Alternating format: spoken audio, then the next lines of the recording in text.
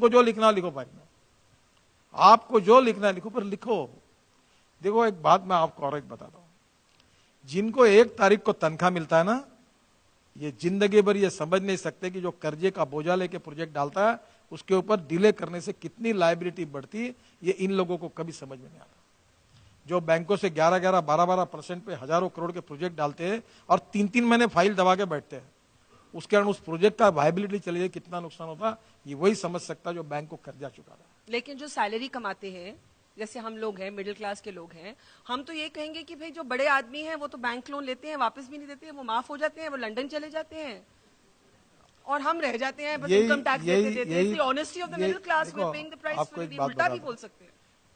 25 साल पहले जो बड़ा आदमी इनकम टैक्स देता था, तब बैंक के लिए वो बड़ा आदमी था, तब वो अच्छा था, तब उसकी स्पॉन्सरशिप लेने के लिए तुमको मीडिया को संकोच नहीं हो रहा था, तब उसके आप पूछ के अपना बोर्ड उसका बाजू में लगा रहे थे क्योंकि आपको एडवर्टाइजमेंट मिल रही थी। हाँ? तब वो बैंकों को पैसा देता तो मैनेजर उसके पीछे घूमते थे कि तुमको लोन चाहिए क्या। उसका एक बर्ड उसका था, उसको गिरवी रख के 600 करोड़ दिए, तब वो अच्छा था, तो फ्लैगशिप कंपनी थी। अब वो अड़चन में आ गया तो वो फ्रॉड हो गया।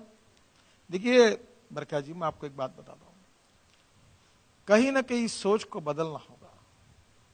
मैं कोई इंडिविजुअल केस का रेफरेंस नहीं दे रहा हूं। अगर कोई भी आदमी कहीं भी काम करता है, आपके शो होते हैं, आप बेस्ट जर्नलिस्ट है, आपका आउटस्टैंडिंग परफॉर्मेंस है, एक आधे शो में कम ज्यादा होता है, होता है। इसका मतलब क्या आप एकदम उसको सैक करते हो क्या? देखो, अड़चन के समय मदद करनी चाहिए और मैलाफाइड कुछ होगा तो अलग बात, कार्रवाई करनी चाहिए। अगर उसमें मैलाफाइड है, कार्रवाई करो। अब आप दोनों बाजू से बोलते हो, ये जो आपकी सोच है ना, इसी ने देश में गड़बड़ मचाई। नहीं, ये वैसे मेरी सोच नहीं है, but it's my job to be the. नहीं, आप बड़े बड़े लोगों के लोन माफ करते हो। ये अमेरिका से लेकर वर्ल्ड में बैंकिंग इज ए बिजनेस, और बिजनेस में जब एक आधी आदमी पार्टी जब अड़चन में आती है तो उसका 1 टाइम सेटलमेंट होता है, फिर दूसरे को फाइनेंस होता है, इट्स रेगुलर। अब ये ओटीएस करने में आपने इसको ऐसा बना दिया कि आज कोई भी मेरे साथ पॉलिटिक्स, मुझे मालूम है कि इसको कैसे मिस इंटरप्रेट किया जाए। गडकरी ने कहा कि बड़े व्यक्तियों के लोन माफ करना ये नेचुरल है, ये करना स्वागत है करके मेरे नाम पर आप लिखोगे। मैं ये नहीं कह रहा हूं मैं ये कह रहा हूं कि अगर कोई लोन लेता है और वो बोनाफाइड है, अगर अड़चन में आता है तो उसका 1 टाइम सेटलमेंट करना, it's a part of the banking business. ये जो लंबी लिस्ट है ऑफ विलफुल डिफॉल्टर्स जो रिजर्व बैंक ऑफ इंडिया ने बनाई है, जिसमें टॉप कॉर्पोरेट्स हैं, the top business houses of India are on that list, what is your prescription? Would you say the banks should waive off these loans and help these companies revive, or would you say that they have to pay up because it's stretching the banking sector? आपने इतना अच्छा सवाल पूछा, मैं वो आप सब लोगों को देता हूं। मेरे डिपार्टमेंट में सेम प्रॉब्लम था। कौन सा प्रॉब्लम था? यही था। हाँ। 3,85,000 करोड़ फंसा हुआ था, बैंक अकाउंट एनपीए हो रहे थे। अब आपको नाम बता रहा हूं, एल&टी के चेयरमैन मिस्टर नाइक मेरे पास आकर कहे, सर सॉरी, एल&टी का निर्णय बोर्ड में हुआ है, इसके बाद एक भी प्रोजेक्ट नहीं करूंगा, जो हुआ बहुत नुकसान में गया हो सर, माफ करना, ऐसा कह के गए। ऑल कंपनीज आई थी, अच्छी कंपनी सब प्रॉब्लम में आई थी।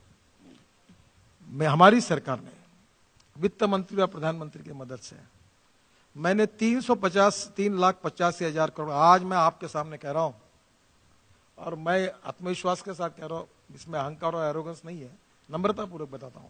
आज मेरे डिपार्टमेंट में आप मुझे बताओ एक प्रोजेक्ट का नाम कि कौन सा एनपीए है।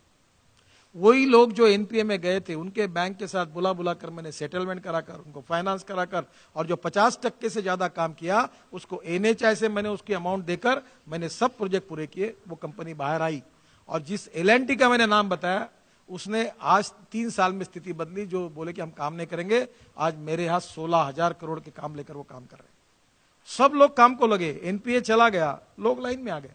मेरा कहना यही है कि जो लोग ये लिस्ट रिजर्व बैंक ने की है, इनको अगर ठीक मदद होती है और करेंगे तो जैसे हमारे एनएचआई के रोड कॉन्ट्रैक्टर बाहर आएंगे, वैसे स्टील इंडस्ट्री है, बाकी भी इंडस्ट्री के लोग बाहर आ सकते हैं। इस समय उनको ऑक्सीजन देने की आवश्यकता है।